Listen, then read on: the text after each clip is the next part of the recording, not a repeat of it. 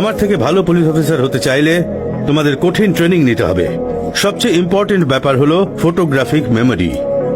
যখন তুমি কোনো জায়গা বা কোনো জিনিস দেখবে তখন ওটা যেন তোমাদের মাথায় ফটোগ্রাফের মতো রেজিস্টার হয়ে যায়। চলো দুজনে চোখ বন্ধ করে ফেলো, তোমাদের ফটোগ্রাফিক মেমোরি টেস্ট নেওয়া যাক। যেই রাস্তা দিয়ে এলাম সেখানকার কি কি তোমাদের মনে আছে? ভুট্টাওয়ালা, ফুচকাওয়ালা, গাজরওয়ালা। তুমি তো সোয়েটারের দোকান ভুলে গেলে। হ্যাঁ, সোয়েটারের দোকানও ছিল আঙ্কেল। নো, একজন পুলিশের কি দেখা উচিত জানো? আমার পেছনে দেখো, একজন 40 বছরের লোক ফলের দোকানে কলা খাচ্ছে, চাওয়ালা 5 গ্লাস চা বানাচ্ছে, সোয়েটারের দোকানের সামনে একজন মহিলা বাচ্চাকে পিঙ্ক রঙের শাল পরাচ্ছে, ফুলের দোকানে কেউ হলুদ গোলাপ রাখছে, হুইল চেয়ারে বসা মহিলা আপেল কিনছে, আর রাস্তায় দাঁড়ানো স্কুটারের নাম্বার TN043108 আর পাশে দাঁড়ানো গাড়িটার নাম্বার হলো TN376843। ওয়াও, কি দারুণ আঙ্কেল। আরো শোনো, দেখো ওই মহিলা 5টা আপেল নিল, তুমি দেখেছো তো ওতে একটা আপেল পচা ছিল। দারুণ তো, আপনি তো জাদুকর আঙ্কেল।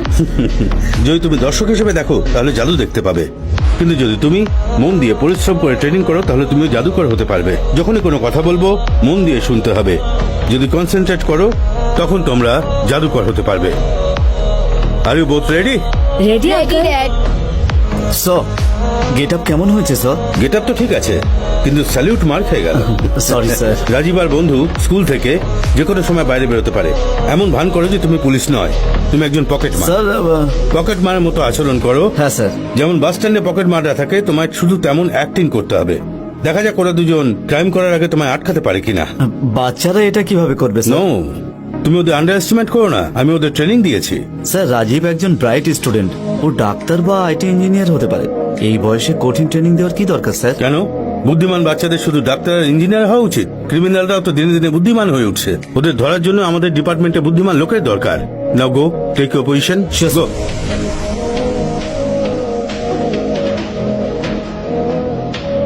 থ্যাঙ্কস। এই রাজীব, ওখানে কি করছিস? মনে হয় বৃষ্টি নামছে। এখন আয়। তুমি যাও, কাল দেখা হবে। তুই ওই মেয়েটাকে কি দিলি রে? বয়সে বড় মেয়েদের পটাচ্ছিস? বেচারি, মা বাবা নেই ওর, আমি তো শুধু হেল্প করছিলাম। চালিয়ে যা বাড়ি। হাই। আঙ্কেল, আপনি এখানে হঠাৎ? সবকিছুর একটা কারণ থাকে। আজ আমি তোমাদের ফটোগ্রাফিক মেমোরি টেস্ট শুরু করতে চলেছি। I will give you 10 seconds. দেখো, চারপাশ মন দিয়ে Okay, দেখো, তারপরে আমি প্রশ্ন করব। Okay, I am timing it. গো।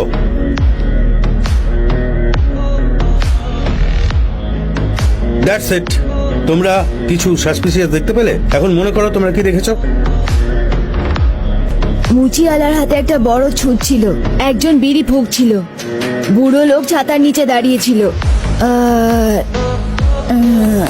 মনে পড়ে গেছে ড্যাড, ব্ল্যাক জ্যাকেটে একটা লোক। সব লোকেরা রোডের দিকে তাকিয়ে বাসের অপেক্ষা করছিল, কিন্তু ওই লোকটা আগে দাঁড়ানো লোকেদের পকেট চেক করছিল। ওর নিশ্চয়ই পকেট মার হবে ড্যাড। ওয়ান্ডারফুল, আজ তুমি চকলেট পাবে। কি হলো শিবা? হ্যাঁ আঙ্কেল, রাজীব যেটা বললো সেটা আমিও দেখেছি, কিন্তু ওই লোকটার জ্যাকেট এক পাশে 2 ইঞ্চি নেমেছিল। মানে ওনার পকেটে হয়তো কোনো ভারী জিনিস থাকতে পারে, যেমন বন্দুক। আমি গেটের সামনে পুলিশের বাইক দাঁড়িয়ে থাকতে দেখেছি। আর ওই লোকটার হেয়ার স্টাইল, ওনার গোফ, পুলিশ। উনি সিভিল ড্রেসে পুলিশের লোক। আপনার বন্ধু হয় আঙ্কেল, উনিও এই গেমে খেলছেন। তুই আজকাল অনেকক্ষণ ওনার সঙ্গে থাকিস, ওই লোকটা সুবিধার না। প্রকাশ আঙ্কেলকে নিয়ে এরকম বলো না, উনি বড় পুলিশ অফিসার ছিলেন, আমাদের ট্রেনিং দিচ্ছেন। এক চড় মারবো ধরে, পাগলের মতো কথা বলছে। বড় পুলিশ অফিসার, জানিস ও যেমন পঙ্গু, তুইও কিন্তু একদিন সেরকম হয়ে যাবি, বুঝতে পারলি? ওর বাড়ির কাছেও যাবি না কোনোদিন। আমার কথাটা শোন, আজকের পর থেকে ওনার নামও নিবি না, না হলে আমি তোর পড়াশোনা বন্ধ করে দোকানের কাজে ঢুকিয়ে দেবো সোজা।